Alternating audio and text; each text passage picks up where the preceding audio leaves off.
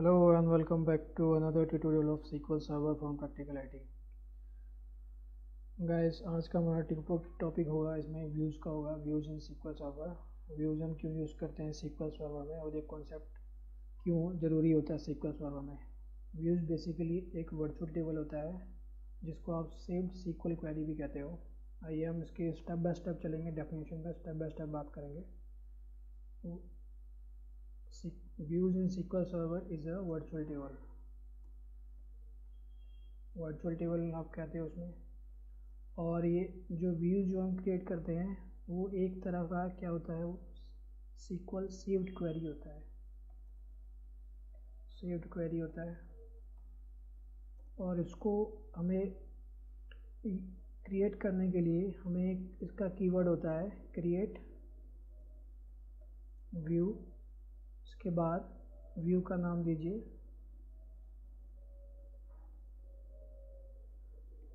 View name.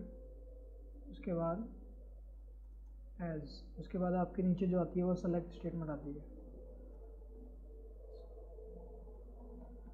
ऐसे काम करता है, ठीक है गाइस। ये व्यूज़ हो गया हमारा। और इसकी बेसिकली हमें जरूरत क्यों पड़ती है, पर्पस क्या होता है ये पर्पस इसलिए होता है, पर्पस ये होता है व्यूज़ का, जो कॉन्फिडेंशियल जो डेटा होता है, यानी किसी डेटाबेस में कोई एक कॉन्फिडेंशियल डेटा है, उस कॉन्फिडेंशियल डेटा रिकॉर्ड्स को हटा के अगर आपको किसी को वो डेटा शेयर करना हो तो आप उसे कर सकते हो एज ए व्यू क्रिएट करके। तो इसका मतलब क्या होगा, give access to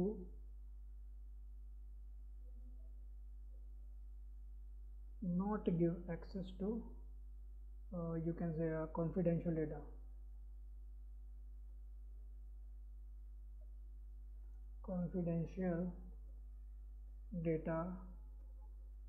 due to security reason।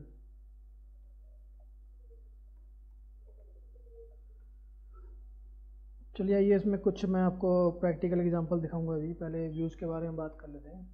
Basically मान लीजिए हमारे पास एक बैंक, एक ऑर्गेनाइजेशन है, पब्लिक सेक्टर बैंक है, जहाँ पे आपके पास कस्टमर के सारे रिकॉर्ड्स होते हैं। आपका कस्टमर ने कब अकाउंट ओपन किया है, कितना बैलेंस है, कितना ट्रांजैक्शंस करता है पर डे में, और कितना उसमें महीने की जो सैलरी आती है, मान लीजिए क्या वो उसका सैलरी अकाउंट है, क्या है वो, कितना ट्रांसफ़र हो रहा है हर मंथ में। मान लीजिए अगर आपको ये चेक करना हो कि कौन सा हमारा कस्टमर ऐसा है जो सबसे ज़्यादा ट्रांजैक्शन करता है मंथ में, या फिर जिसकी जो सबसे ज़्यादा या फिर विड्रॉ करता है, तो आप क्या करोगे। मान लीजिए आपके पास एक ऐसा रिक्वायरमेंट आया है जो आप मान लीजिए आपके डिपार्टमेंट में एक डेटा एनालिस्ट बंदा है और आप किसी बैंक सेक्टर में हो, वो आपसे एक डेटा मांगता है कि मुझे आपका एक बैंक का सेक्टर का जो आपका बैंक का है, बैंक का जो ब्रांच है, मुझे एनालिसिस करना है उसमें कि आपके कस्टमर, जो बैंक के जो कस्टमर है, सबसे ज़्यादा विड्रॉल किसने किया है, सबसे ज़्यादा कैश किसके पास है, या फिर सबसे ज़्यादा ट्रांजैक्शंस किसने की है। तो इस केस में क्या करेगा बैंक वाला क्या करेगा, उसकी जो सबसे सिक्योरिटी इंफॉर्मेशन डेटा है, लाइक उसका क्या हो गया, आप मान लीजिए सैलरी कितनी है, उसकी सैलरी हटा देगा उसमें से। उसमें क्या करेगा, उसमें इनकम होगा, इनकम की उसमें वो छुपा देगा। अगर हाँ, जो इनकम का जो अकाउंट है वो इसमें इंक्रीज़ कर देगा कि हाँ कितने बार इसमें ट्रांजैक्शन हुई है, उसका वो दिखा सकता है। मगर अगर हम किसी को, मान लीजिए किसी को डेटा हमें शेयर करना हो, तो हम इसमें जो कॉन्फिडेंशियल जो डेटा है, कॉन्फिडेंशियल डेटा को हटा के जो बाकी के जो कॉलम्स होते हैं वो हम उसको प्रोवाइड करा सकते हैं एज ए व्यू।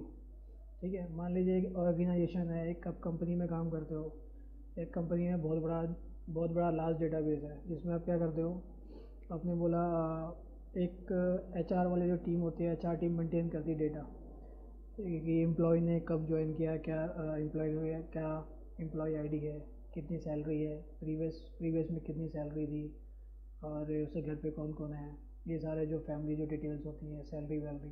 तो अगर किसी को डेटा शेयर करते हैं तो ऑब्वियसली वो सैलरी का डेटा, उसमें सैलरी का जो कॉलम होता है वो उसमें से हटा देते हैं, ताकि किसी को बंदे के सैलरी ना पता चल पाए कौन कि बंदा कौन कितना महीने में विड्रॉ टेक अवे कर रहा है।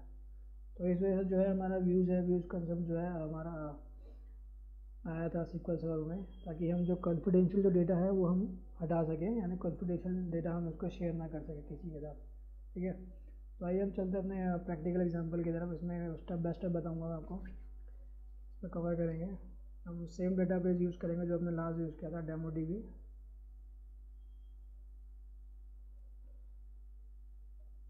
मेरे पास इसमें एक टेबल है, टेबल मान लीजिए मेन्यू है, सेलेक्ट स्टार फ्रॉम मेन्यू। ये मेरे पास जो टेबल है ये एक बेसिकली रेस्टोरेंट डेटा का टेबल है। ये कहीं से मैंने फर्च किया है, रेस्टोरेंट टेबल, रेस्टोरेंट डेटा है उसका टेबल है ये। और एक और है, सेलेक्ट स्टार फ्रॉम कैटेगरी। इस कैटेगरी में ये दिखा रहा है कि ये जो एपिटाइज़र है इसकी कैटेगरी की क्या है, ये शॉर्ट फॉर्म है, ये सीक्वेंस दिया हुआ है, डिश का दिया है, ये मेन्यू का। अगर आप इन दोनों डेटा सेट में अगर आप चेक करोगे कॉमन क्या है, रन करता हूँ।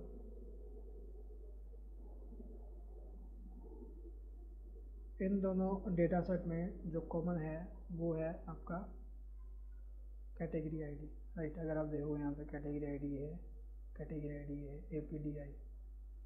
तो इसी में हम बात करने वाले हैं व्यूज़, हम कैसे कैसे व्यूज़ को हम अपने एग्जांपल में लेके आ सकते हैं, यानी कैसे कैसे हम व्यूज़ को अपने डे टू डे एक्टिविटी में इंक्लूड कर सकते हैं। सबसे पहले मैं क्या करूँगा, एक मैं इन टेबल को जोड़ के दिखाऊँगा। सेलेक्ट स्टार फ्रॉम मेन्यू, इसको मैं एलियास देता हूँ, इनर जॉइन, मैंने बोला कैटेगरी, इसको मैंने एलियास दे दिया। ऑन एम डॉट, मैंने आपको दिखाया था category ID is equal to C dot category ID. ठीक है, इसको मैं रन करता हूँ। रन करने के बाद आप देखोगे जो दूसरे टेबल का जो डेटा था मेरे पास कैटेगरी आईडी का, वो यहाँ पे आगे वाले कॉलम में ऐड हो चुका है। मुझे ये नहीं चाहिए, मुझे इसमें कुछ और चाहिए। मैं इसमें मुझे कॉलम फिल्टर करने हैं। सेलेक्ट, मान लीजिए मैं इसे कॉपी कर लेता हूँ पूरा। तो यहाँ पे मुझे कुछ चाहिए, मान लीजिए मुझे एम टेबल में चाहिए एम डॉट, मुझे मेन्यू आईडी चाहिए, कॉमा एम डॉट, मान लीजिए मुझे डिस्क्रिप्शन चाहिए, कॉमा C डॉट डिस्क्रिप्शन कि क्या है वो, एंड कॉमा एम डॉट, मान लीजिए मुझे प्राइस चाहिए उसका। फिर मैं इसको रन करता हूँ। रन करने के बाद अगर आप चेक करोगे तो ये मेरा एक इनर जॉइन जो है टेबल वो क्रिएट हो चुका है इसके नाम से। मान लीजिए मुझे ये डेटा किसी को शेयर करना है,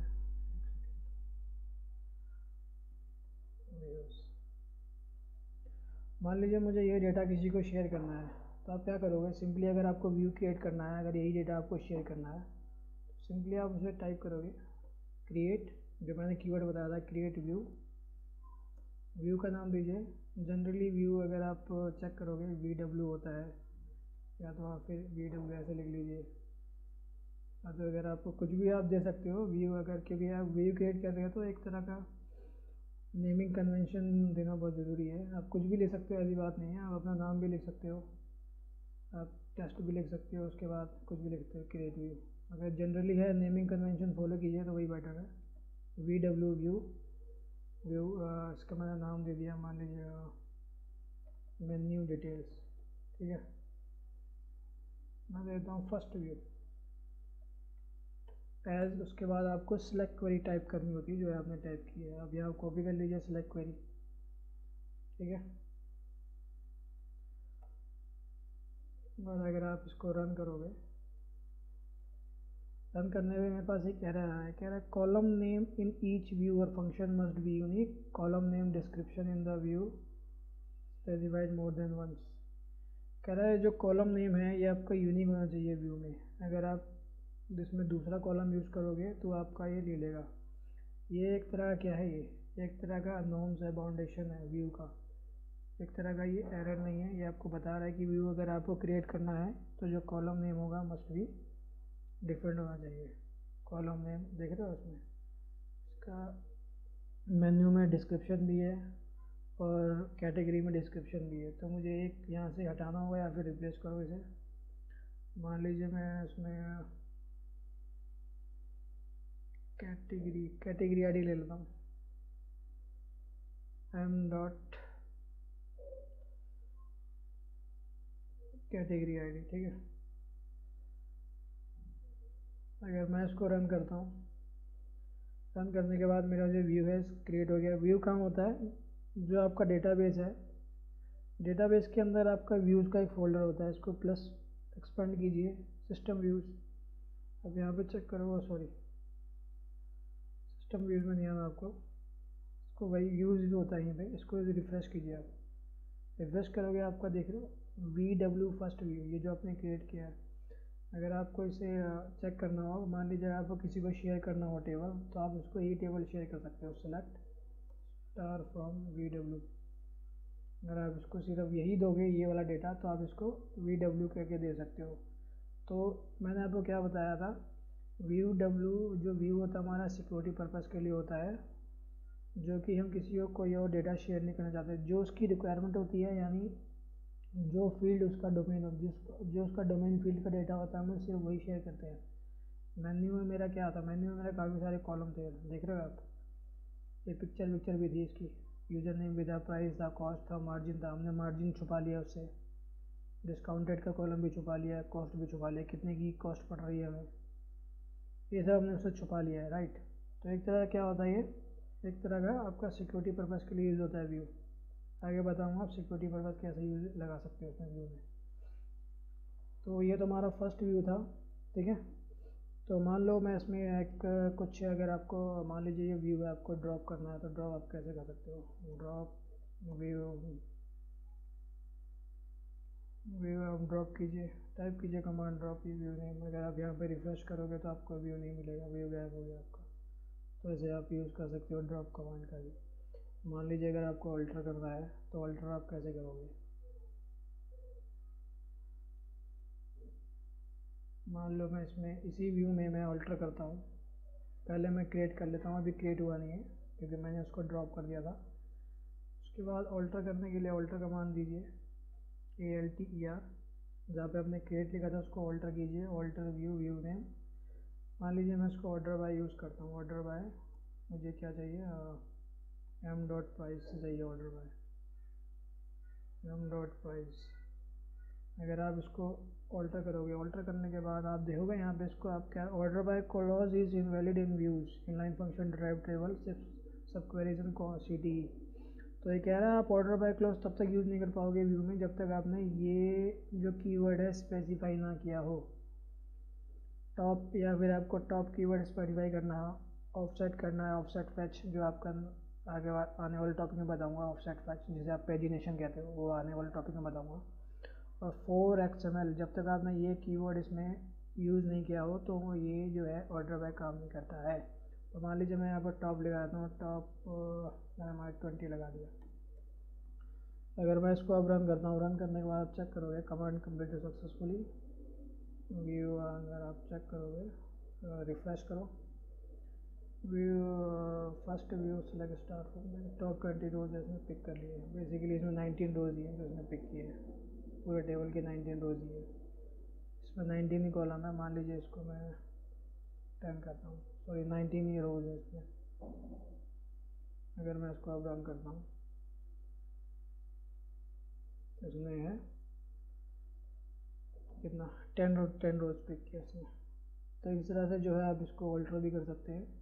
ऑर्डर बाय हमने देखा, ऑर्डर बाय क्लॉज इसमें तब हम यूज़ करेंगे जब हमारे पास 3 कीवर्ड होंगे व्यूज़ के अंदर, टॉप, फेच और 4XML, ठीक है। तो अब एक और मैं आपको कुछ दिखाता हूँ इसमें, मेरे पास एक टेबल है, कुछ थोड़ा एडवांस एग्जांपल पे आते हैं। ये तो बेसिक एग्जांपल है हमारे, ये मेरे पास फ्रॉम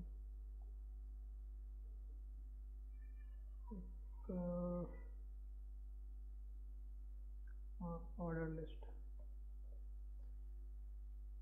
ये मेरे पास रेस्टोरेंट का डेटा है जिसमें ये बताया गया है 2002, 2003, 2004 का कि क्या क्या ऑर्डर हुआ है उस रेस्टोरेंट से, कितने का बिल है, क्या डिस्काउंट है, कितना रेवेन्यू जनरेट हुआ है हर महीने, कितने कितने कस्टमर आए हैं, सारे ये सारे वही ऑर्डर की डिटेल हैं। हाँ, इस पर कुछ थोड़ा काम करेंगे, मेरे पास एक मान लीजिए एक मेरे पास स्ट्रक्चर है। व्यूज़ में अब ऐसा नहीं है कि आपको सिर्फ उसमें आपको एक अपने सिर्फ कॉन्फिडेंशियल डेटा ही आपको शेयर नहीं करना होता। व्यूज़ में उससे जनरली क्या होता है, मैनेजमेंट की कभी कभी रिक्वायरमेंट होती है कि मान लीजिए आपको सेल्स किया हुआ आपने 2002-2003 में, तो आपको मान लीजिए वो आपसे ये एनालिसिस का डेटा मांगते हैं कि आपने 2002-2003 में क्या क्या सेल्स किया, मुझे मंथ वाइज सेल्स बताइए। तो जिसको आप एग्रीगेटेड समरी भी कहते हैं। और व्यू से आप एग्रीगेटेड समरी भी क्रिएट कर सकते हैं। View can be used for creating aggregated summary data. अगर आपको किसी को समरी बना के आपको देना हो तो आप उसे व्यूज़ में आप उसे इम्प्लीमेंट कर सकते हो। आप उसे खाली ये जो टेबल है डेटाबेस आप नहीं दे सकते, क्योंकि वो उसमें क्या समझेगा, उसमें क्या एक इनसाइट मीनिंगफुल इनसाइट नहीं निकाल पाएगा इस डेटा से। ठीक है, तो मैं मान लीजिए मैं इसमें कुछ एक क्वेरी लिखता हूँ, select year in time year month in time as month or sum of net pay as revenue from order list of group by आपने जो सेलेक्ट स्टेटमेंट में दिए वो आप यूज़ कर लीजिए। ग्रुप बाय में हमेशा वो यूज़ होता है जो आपने सेलेक्ट स्टेटमेंट में दिया है। ठीक है, अगर मैं इसको रन करता हूँ, sorry as nth incorrect syntax near as group by, sorry इसको हटा दीजिए आप। Let's run it. तो ये मेरे पास जो डेटा आया है, क्या आया है डेटा, मान लीजिए इसको मैं ऑर्डर बाय करता हूँ। ऑर्डर बाय ईयर कर लीजिए, कॉमा मंथ। ये जो मेरे पास एक डेटा है, ये मुझे एक समरी दे रहा है 2002 और 2003 और 2004 का कि मंथ वाइज कितना रेवेन्यू आया है इसका। राइट, 2002 जनवरी में इतना आया, फरवरी ट्यूसडे फरवरी and so on up to 2004 जनवरी तक। राइट, तो मुझे इसमें कुछ ऐसा क्रिएट करना है, इसी की मुझे एक समरी बना कर देनी है कि ये 2002 में 2003 में कितना रेवेन्यू आया है प्लस, और मुझे ये देना है इसका डिफरेंस परसेंटेज निकालना है, यानी मुझे इसका एनालिसिस करना है ईयर वाइज और मंथ वाइज। यानी 2002 और जनवरी में और 2003 जनवरी में कितना डिफरेंस है परसेंटेज का, यानी हमारा रेवेन्यू अप हुआ है या डाउन हुआ है, ये मुझे चेक करना है, जो कि एक मैनेजमेंट का रिक्वायरमेंट है। तो मैं इसी पे जो है एक व्यू बनाऊंगा गाइस। मान लीजिए मैं इसको कॉपी किया, तो मान लीजिए मैं इसको बोलता हूँ क्रिएट व्यू, मैंने बोला VW मंथली रेवेन्यू एज, ये मैंने पेस्ट कर दिया। ठीक है, ये मेरा एक व्यू बन गया। सॉरी, मैं फ़िलहाल ऑर्डर बाय हटाया था, इसको मैंने क्रिएट किया। रिफ़्रेश करोगे आप यहाँ पे तो मेरा यहाँ पे व्यू आ जाएगा। इसका मैंने VW मंथली रेवेन्यू आ गया। Select star from VW monthly revenue, ये आपका जो है कि VW मंथली रेवेन्यू। अगर आप किसी को ये डेटा शेयर करोगे, उसका एक माइट भी जो उसे चाहिए वो ना मिल रहा हो, क्योंकि यहाँ पे अगर आप परसेंटेज डिफरेंस दिखाओगे, यानी सेल अप हुआ है डाउन हुआ है 2002-2003 में, तो इससे वो एक मीनिंगफुल इंफॉर्मेशन नहीं निकाल पाएगा। ठीक है, तो मैं इसी के लिए जो है अब क्या करूँगा, मैं इसी को एक जो है बहुत ही फाइन स्ट्रक्चर में इसको बनाऊँगा इसे। तो मैंने जैसे बताया था आपको, जो व्यू है, व्यू आपका बेसिकली रो लेवल और कॉलम लेवल सिक्योरिटी पे भी काम करता है। रो लेवल सिक्योरिटी क्या होता है, मान लीजिए आपको रो लेवल सिक्योरिटी क्या होता है, रो लेवल सिक्योरिटी, आपके पास एक डेटा है जिसमें आपको एक बैंक का डेटा है, जिसमें आपके पास एक कॉलम है जिसमें लिखा है cash withdrawal and cash deposited, right. एक रो है जिसमें आप मेंशन करते हो कैश विड्रॉल और कैश डिपॉजिटेड।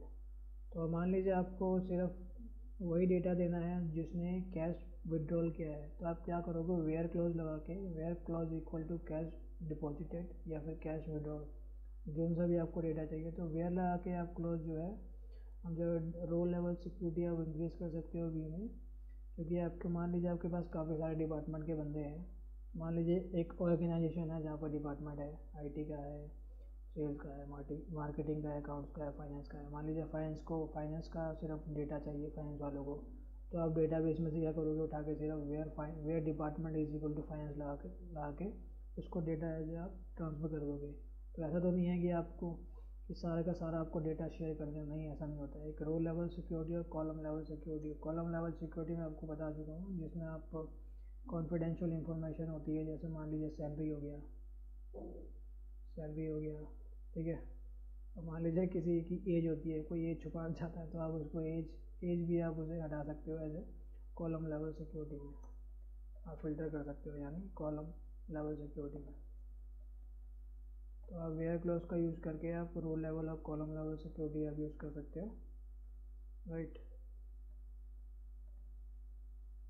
सिक्योरिटी तो चाहिए, मैं इसमें कुछ आपको दिखा देता हूँ।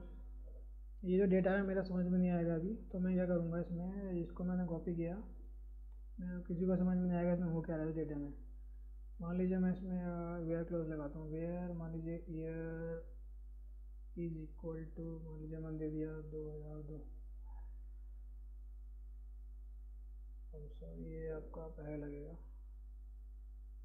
एक काम कीजिएगा, आप जो ये जो मैंने बताया है, आपका जो व्यू बनाया है, आप इसमें भी ऑर्डर बाय यूज़ कर सकते हो। क्योंकि यहाँ पे आपको ऑर्डर बाय जब व्यू में आप तब यूज़ करते हो जब आपको टॉप या फिर ऑफसेट या फिर 4XML कमांड यूज़ करना है। अगर आपको ऑर्डर बाय कमांड यूज़ करना है तो आप सीधा व्यू पे यूज़ कर सकते हो। ऑर्डर बाय मान लीजिए ये MTHML, इस पर आप भी यूज़ कर सकते हो ऑर्डर बाय क्लॉज। आप इसको रन करोगे तो ये रन हो जाएगा ऐसे, ठीक है गाइस।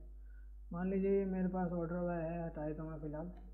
ये रो लेवल सिक्योरिटी चाहिए, यानी row level security where year is equal to 2002, ये तो हमारा रो लेवल सिक्योरिटी होता है, जहाँ पे आपने 2002 का डेटा ही सिर्फ देना है। मान लीजिए कॉलम लेवल सिक्योरिटी क्या होता है, ये डेटा है आपके पास, मान लीजिए आपको रेवेन्यू छुपाना, मान लीजिए इसमें कोई एक और कॉलम होता है, मान लीजिए इसमें आप ईयर छुपाना चाहते हो, ये एक तरह का मैं आपको बता रहा हूँ। ऐसे मैं एक जनरली एग्जांपल दे रहा हूँ।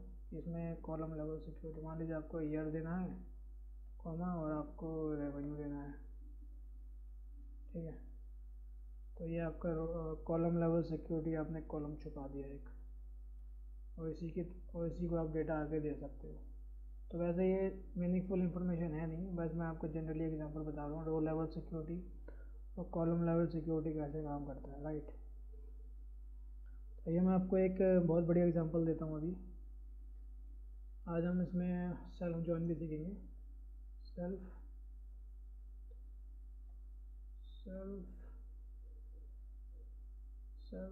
इनर जॉइन, आप ये सेल्फ इनर जॉइन एग्जांपल भी लेके चल सकते हो। मतलब जो पर्पज़ जो होगा हमारा, वो व्यूज़ का ही पर्पज़ है। हम एक ही टेबल को हम कैसे जोड़ेंगे, राइट। ये तो मेरा टेबल ही है, राइट। ये वाला हम टेबल यूज़ करेंगे, व्यू यूज़ करेंगे एज ए व्यू टेबल, ठीक है। तो मैं क्या बोलूँगा, मैं इसी टेबल को जोड़ूंगा दोबारा। सेलेक्ट स्टार फ्रॉम, मैंने बोला VW मंथली रेवेन्यू, मैं इसको बोला A, इनर जॉइन, मैंने इसी को दोबारा जोड़ूंगा VW monthly revenue B on A dot मैंने बोला month is equal to B dot month. अगर मैं इसको रन करता हूँ, रन करने का वो क्या दिखा रहा है ये, आप चेक करोगे इसमें मंथ वाइज जो डेटा है इसने पिक कर लिया। मंथ में हमने लगाया, मंथ आपका आ गया 2002 का, 2003 का। हमें इसमें एक 2002 और 2003 भी लेना है हमें। मैं बोलूँगा where A dot year is equal to B dot where A dot year is equal to 2002 and B dot year is equal to 2003। Basically क्या करेगा ये हमको, मेरे को क्या रिक्वायरमेंट है, मेरे को रिक्वायरमेंट ये है पहले मेरा आ जाए ईयर, आ जाए मंथ, आ जाए उसके बाद मेरा 2002 का रेवेन्यू आ जाए, उसके बाद मेरा 2003 का रेवेन्यू आ जाए, उसके बाद मेरा परसेंटेज चेंज में आ जाए एक कॉलम। पहला कॉलम मेरा होगा ईयर, फिर मंथ, 2002 का रेवेन्यू, 2003 का रेवेन्यू, फिर परसेंटेज चेंज, यानी कितना परसेंटेज चेंज हुआ है। तो इस केस में क्या होगा, देखो जो 2002 है ये मेरा टेबल ए हो गया है, टेबल ए है ये मेरा, यहाँ से यहाँ तक मेरा टेबल भी है ये। अगर आप 2003 का रेवेन्यू देखोगे, अगर आप इन दोनों रो का चेक करोगे, 2002 का रेवेन्यू ये है, 2003 का रेवेन्यू ये है, ठीक है। तो मैं क्या करूँगा इसमें, मैं इसमें बोलूँगा वेयर ए डॉट ईयर, यानी A dot year A dot year is equal to 2002, ये हमारा 2002 का रेवेन्यू पिक करेगा। फिर मैं बोला and B dot year is equal to 2003, ये इसका पिक करेगा, ये वाला, ये 3 पिक करेगा। ए डॉट ईयर 2002 ये 3 पिक करेगा, बी डॉट ईयर 2002 ये 3 पिक करेगा, क्योंकि हम मंथ वाइज देख रहे हैं, मंथ का बता रहा हूँ मैं 11 ठीक है। तो ये एक तरह क्या होगा, ये 2002 का मेरे पास ये वैल्यू आ जाएगा, 2003 का ये आ जाएगा, फिर सेम ऑन हम पूरे इसमें करेंगे पूरे टेबल में। तो वही मैंने यहाँ पे लिखा है, अगर आप देखो यहाँ पे 2002 2003, अगर आप 9 मंथ का चेक करोगे, 9वें मंथ का, ये हमारा सितंबर है, क्योंकि हमने सितंबर में इसको वो लगा रखा है मंथ वाइज, हमने इनर जॉइन लगा रखा है सब मंथ वाइज का। अगर आप 9th का चेक करोगे, 9 में 2002 में आपके पास ये रेवेन्यू था, तो 2003 में ये रेवेन्यू था। अब बेसिकली आप इसका क्या परसेंटेज निकाल सकते हो। मेरे को रिक्वायरमेंट क्या था, मैंने बोला ईयर था, फिर मंथ था, 2002 का रेवेन्यू आ गया, 2003 का रेवेन्यू आ गया, फिर हमें दोनों का परसेंटेज चेंज निकालना है। तो हम वही करने जा रहा हूँ इसमें। तो मान लो मेरे पास ये डेटा है, तो मैं इसको कॉपी कर लिया मैंने एक तरफ से, एक सेकंड गाइस, इसको मैंने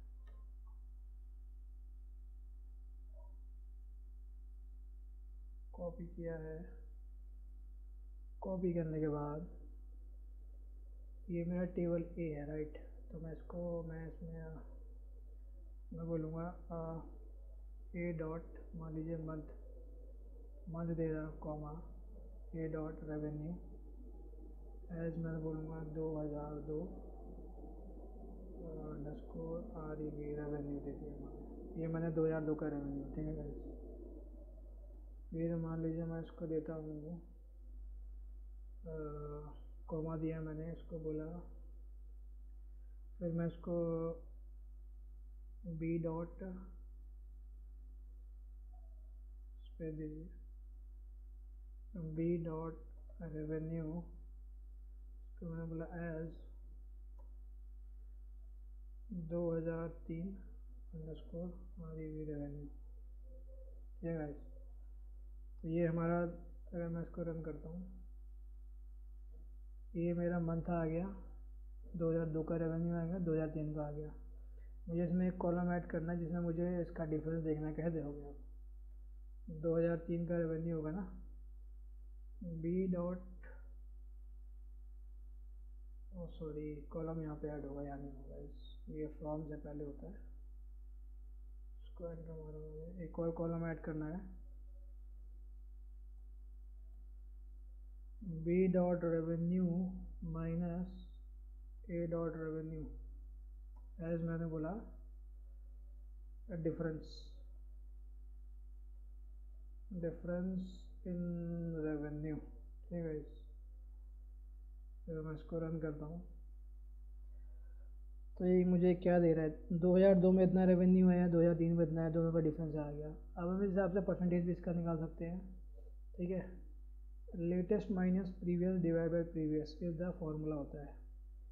लेटेस्ट माइनस प्रीवियस हो गया आपका divide by previous, A dot revenue. आपका क्या होगा, ये परसेंटेज देगा आपको। तो यहाँ पे आप देख रहे हो ये डिफरेंस आपका क्या दे रहा है, इसमें दे रहा है ये। अब इसको बेसिकली आपको करना क्या है, इसको यहाँ पे आप क्या कीजिए, इसको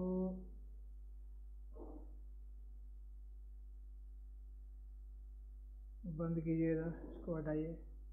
अगर आप इसको आप चेक करोगे तो ये आपका परसेंटेज दे रहा, परसेंटेज में आ रहा, मगर डेसिमल्स में है ये। तो इसको सही करने के लिए मल्टीप्लाई बाय 100 कर दीजिए आप, मल्टीप्लाई बाय 100। इसको रन करोगे, रन करने के बाद अगर आप चेक करोगे तो ये क्या कर रहा है, डिफरेंस, यानी 2003 में हमारे पास सेल्स जो है इंक्रीज़ हुई है, और 2000 दिसंबर मंथ में हमारे पास सेल्स जो है वो डिक्रीज़ हुई है। तो इस तरह से जो है आप एनालिसिस कर सकते हो इसमें। आप इसको किसी को डेटा शेयर करना हो तो आप इसी का व्यू क्रिएट करके आप इसको शेयर कर सकते हो। अगर आप इसमें ऑर्डर बाय लगाना चाहते हो, ऑर्डर बाय भी आप लगा सकते हो। ऑर्डर बाय मैंने बोला ए डॉट मंथ, आपको तो और बेटर लगेगा इससे, ए डॉट मंथ, मंथ वाइज आपका डेटा आ गया इसमें। तो मान लीजिए इसमें कुछ आपको फॉर्मेटिंग करनी है तो आप कैसे कर सकते हो, इसमें आप फॉर्मेटिंग भी अप्लाई कर सकते हो। मैं इस फॉर्मेट का मैं एक चैप्टर लेके आऊँगा, फॉर्मेट, इसमें आप फॉर्मेट दीजिए N2। गाइस, जब फॉर्मेटिंग कुछ कीवर्ड्स होते हैं, ये मैं आपको बता दूंगा आने वाले वीडियोस में। इसमें काफ़ी सारे फॉर्मेट हैं जो आप यूज़ कर सकते हो। अगर इस पर आप फॉर्मेट देख रहे हो, ये क्या है, 2 डेसिमल्स पॉइंट है। अगर इसको रन करोगे, रन करने के बाद आपका जहाँ पे आपकी लैक्स में है वैल्यू, लैक्स में क्या कर रहा है, ये जो 3 डिजिट के बाद कॉमा लगा दे रहा है, तो जो लास्ट की जो 2 डिजिट है पॉइंट के बाद उनको पॉइंट लगा, डेसिमल लगा दे रहा है। तो इस तरह से जो है आप यूज़ कर सकते हो। अगर आपको मान लीजिए इसको देना हो किसी को, आपको मान लीजिए आपको रिक्वायरमेंट, जैसे मैंने बताया आपको रिक्वायरमेंट थी मंथ वाइज, आपको मंथ वाइज आपको डेटा शेयर कीजिए, मंथ एंड ईयर वाइज, कि आपका परसेंटेज अप हो रहा है या डाउन हो रहा है। तो आप सिंपली इसको क्रिएट व्यू कर दीजिए, क्रिएट व्यू, आप टाइप कर दीजिए view BW monthly analysis sales as. आपने व्यू क्रिएट किया, व्यू में आपको ऑर्डर बाय क्लॉज नहीं आएगा। व्यू क्रिएट किया आपने, क्रिएट करने के बाद select star from PW monthly analysis. Simply आपको क्या करना है, आपको रिक्वायरमेंट थी मैनेजमेंट की कि आपको एक कंबाइंड डेटा दीजिए, आप ये दे दीजिए डेटा, आप ये जो व्यू वाला दे दीजिए, फिर आप उसको ऑर्डर बाय वहाँ पे अपने आप वो कर लेंगे, ऑर्डर बाय MTH मंथ। तो आप इसको ऐसे जो डेटा है आप शेयर कर सकते हो गाइस। अगर आप इसको, अगर आप किसी को मैनेजमेंट को आप डेटा दोगे, नीट एंड क्लीन डेटा जाएगा पूरा ये, देख लो। एक आपने मीनिंगफुल इंफॉर्मेशन भी लगा ली है इसमें से। तो इस तरह से जो है आप व्यूज़ कर सकते हो। व्यूज़ आप जनरली आपका जो, एक और बता देता हूँ, व्यूज़ आर जनरली अपडेटेबल, यानी अगर आप व्यू में कुछ अपडेट करते हो तो आपका टेबल भी अपडेट होता है। Also updates base table, in case base table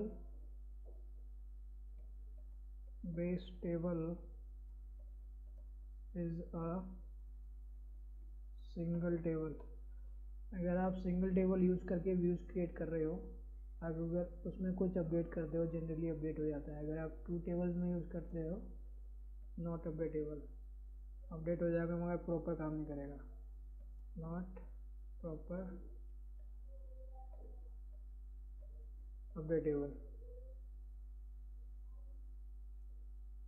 तो ये आपको ध्यान रखना है। अगर आपको व्यूज़ का टेक्स्ट चेक करना है, जैसे मैंने आपको बताया था, व्यूज़ क्या होता है, जनरली एक स्टोर्ड टेक्स्ट होता है, स्टोर्ड SQL क्वेरी होता है ये। sp_help टेक्स्ट एक हमारा स्टोर प्रोसीजर है। उसके बाद आप इसमें व्यू का नाम दीजिए, मान लीजिए मैं ये व्यू का नाम देता हूँ, इसको चेक कर सकते हो। तो जो भी मैंने इसमें व्यू क्रिएट किया है इसका जो टेक्स्ट है वो आप देख सकते हो इसमें। तो यहाँ पे मैंने ऊपर बताया था आपको क्या है, व्यू जनरली है SQL स्विफ्ट क्वेरी है। व्यू आप ऐसे क्रिएट करते हो, सिलेक्ट स्टेटमेंट डालते हो, और यहाँ पे जो मैंने आपका व्यू बनाया है ये जनरली मैंने एक व्यू डेटा ही यूज़ किया है। अगर आप देखोगे इसे, ये व्यू से ही आ रहा है मेरा डेटा। व्यू आप व्यू के अंदर भी क्रिएट कर सकते हो गाइस। तो फिलहाल मैं इस टॉपिक पे इतना ही रखता हूँ। जल्दी मैं आपसे मिलूँगा नेक्स्ट ट्यूटोरियल में। मुझे उम्मीद है कि आपने कुछ नया सीखा होगा व्यूज़ में। Guys don't forget to like and subscribe my channel. इस चैनल पे बहुत सारे ट्यूटोरियल्स आने वाला हूँ मैं अपकमिंग डेज में। हर वीक 2 से 3 ट्यूटोरियल में डालने वाला हूँ। तो मुझे उम्मीद है आपने कुछ नया सीखा होगा इसमें। So please guys keep subscribing and keep updating yourself, because the knowledge is the power. जितना आप गेन करोगे उतना ही आपके लिए बेहतर है। तो चलता हूँ गाइस, मैं फिर आपसे मिलता हूँ नेक्स्ट ट्यूटोरियल में। Till then you stay healthy, stay safe, bye bye.